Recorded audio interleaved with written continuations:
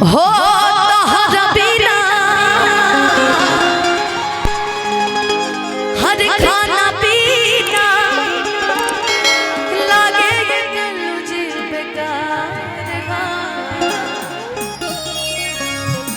देखिए क्या है ना, मोहब्बत में कोई शक नहीं और अगर शक है तो कोई हक नहीं, इसलिए हो तोहरा बिना हर खाना पीना लगे ये कलुज बेकार।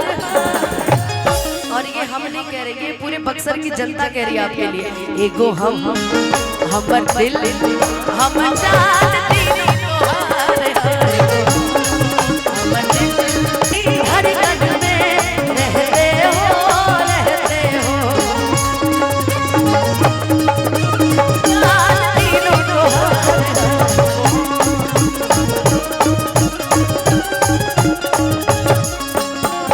कि जब से देखले बानी हर तोहर चढ़ल जवानी हो ठीक से ना हम ना पीले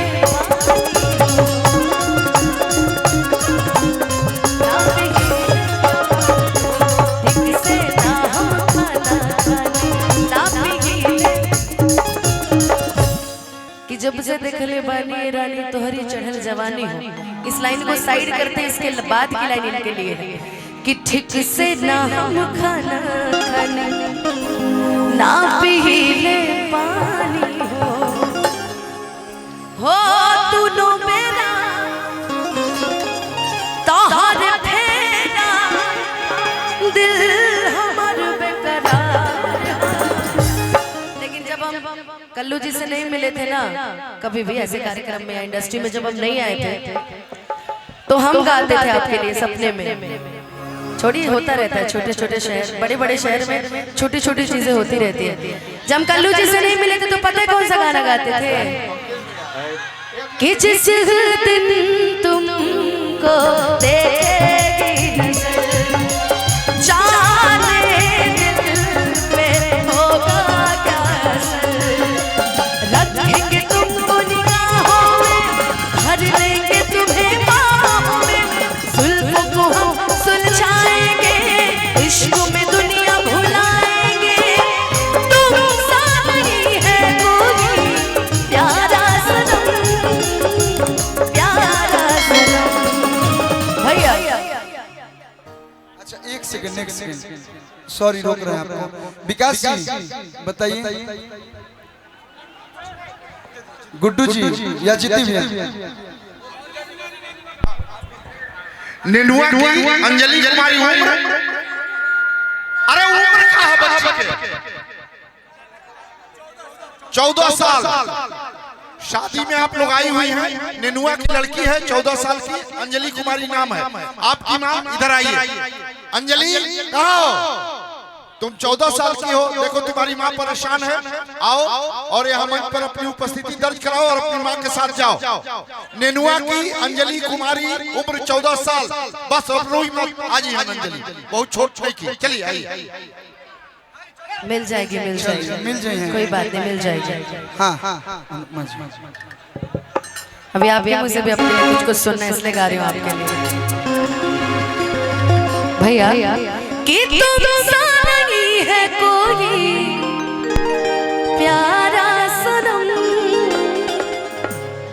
प्यारा सनम। सोचेंगे तुम्हें प्यार करके नहीं ये दिल बेकरार करके नहीं।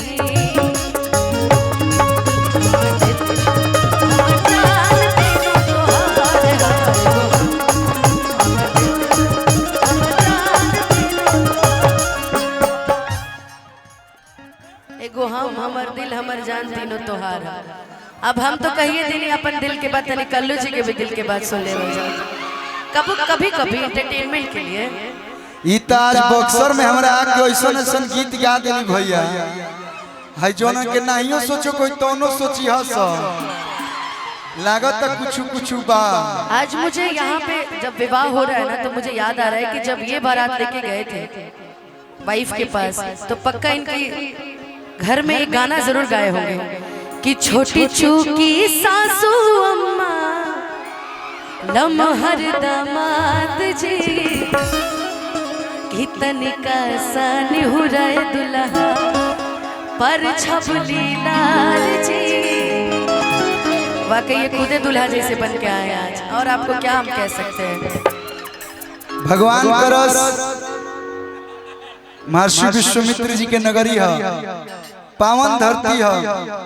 हमारा मुंह में लक्ष्मी समास कि अगला साल तू आवत अपना मरद के साथ किला मैदान में। अब बहुत कुंवार रह लेलू, अब बहुत कुंवारे पर चर्चा तारे तना हो गई। अब हम तो बस ये चाह कि अगला साल तू आव, अगला साल आव तो मरद साथ आव, ओकरा अगला साल आव तो एगो बबुआ लेके आव। बस ये हमारे प्रभु से प्रार्थना। जब मैं आऊंगी ना अगले साल, तो आप तो आशु भैया भी गाएंगे कि मिथिला का कड़ कड़ खिला जमाई राजा राम खिला।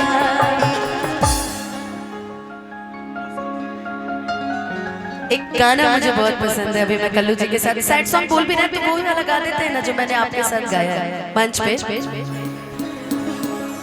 राहुल भैया कल्लू जी वाला जिंदगी लागे जन्नत जैसा रहेला जब पास हो, बत्ती से जुड़ाला जी भारल इतना मिठास हो के सपना हमके सिखा के रानी अपन बना के हो गइल ना कसूर काहे इतना तो दूर बस इतने बता हसीना। ओ साथी रे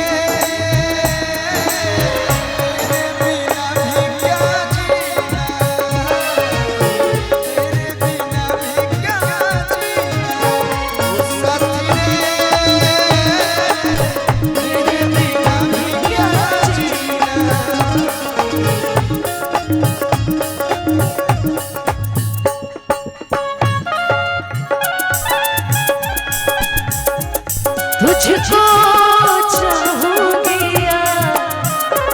जब तक सांसें चलेंगी, तुझको चाहूंगी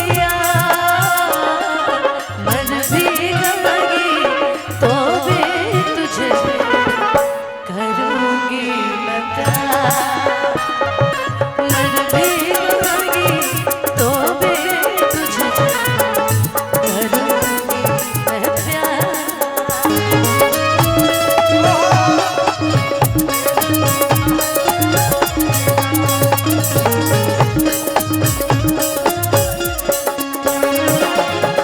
आखियां तोहरे ही दहिया ताके कैलू कैसान रोग धरा के ई मिलन वाला तड़पे छान छान दिल अमर लागे कहीं ना। आप बोलते हो ना कि मैं